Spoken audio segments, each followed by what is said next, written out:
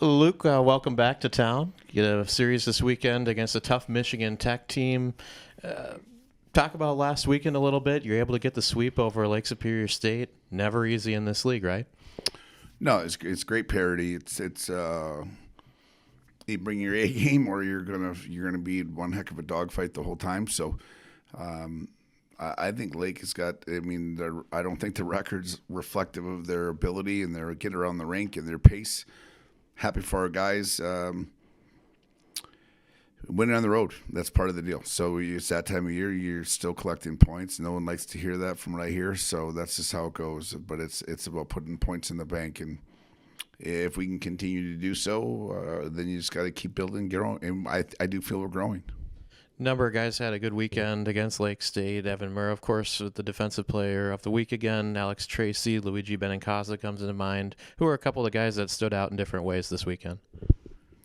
I mean, you got to figure Lemaire. That group was really good again. There's just the consistency we're getting out of some of those players right now is high, but then the dependability, the predictability of Soup and Wheels that don't necessarily get all the accolades, but I can tell you they're big backbone. Ralphie, just so steady and sturdy back there. So those keep growing.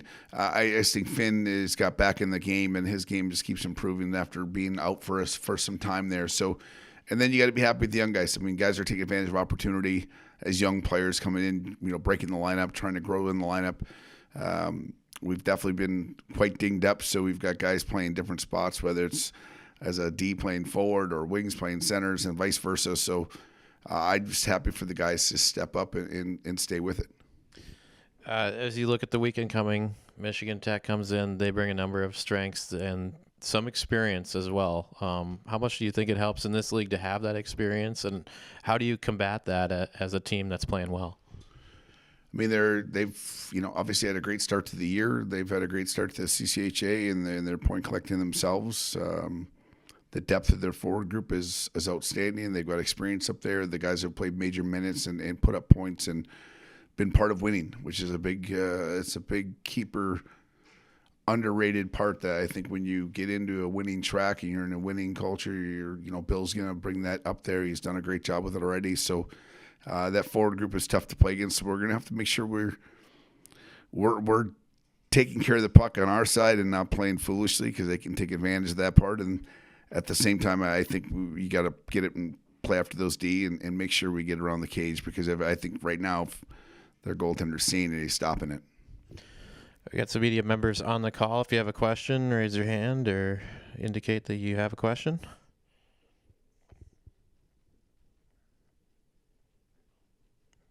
Mitch, Matt, Don, anyone?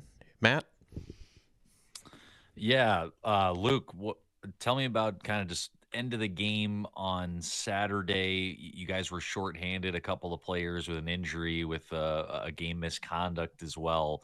I mean, how nice was it to have a little bit of a lead to be able to nurse there in the third period, and what kind of changed for you guys, if at all? It felt like for me watching, it was like just get through the rest of this period and get out of here for the weekend as you guys took the 3 points. Yeah, I do. I mean, I think when you get short, you close your eyes 2 years ago, we're short. That's how Stenner's a forward here. He's been nothing but exceptional since he moved from D to forward. We've used Connie, we've used Bryce, we've used guys up front as Ds when we've been short. I think some insertion into the lineup.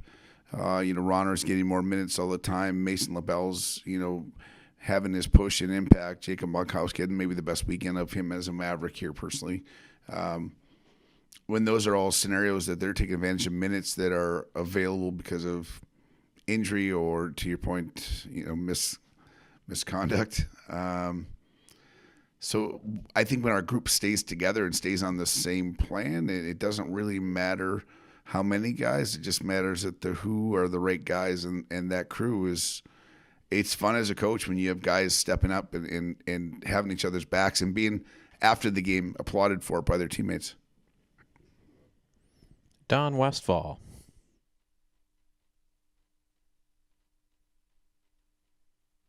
this might be the same kind of nature of an answer for you, but right now, we talk so much about specialty teams going into each weekend, and early on it was the power play that stood out, but right now you guys are responsible for the third best penalty killing unit.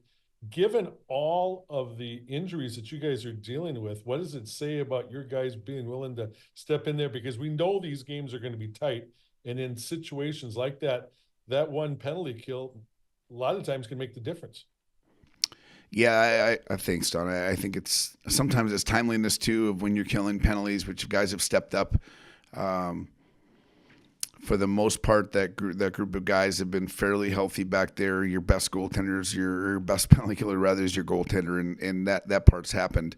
But to their credit, like they've been very sacrificial. Like they've eaten pucks, they've taken checks to get exits.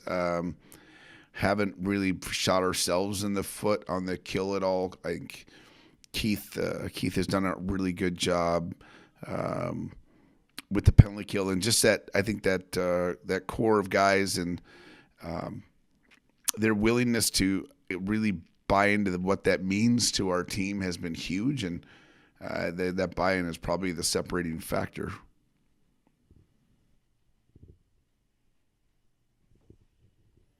Mitch, you got a question? Yeah, I know you talked about a lot about trying to work people in and trying to keep raising the standard, but how do you do that while also finding a way to keep the game fun for the guys? We should all define fun. Winning's fun.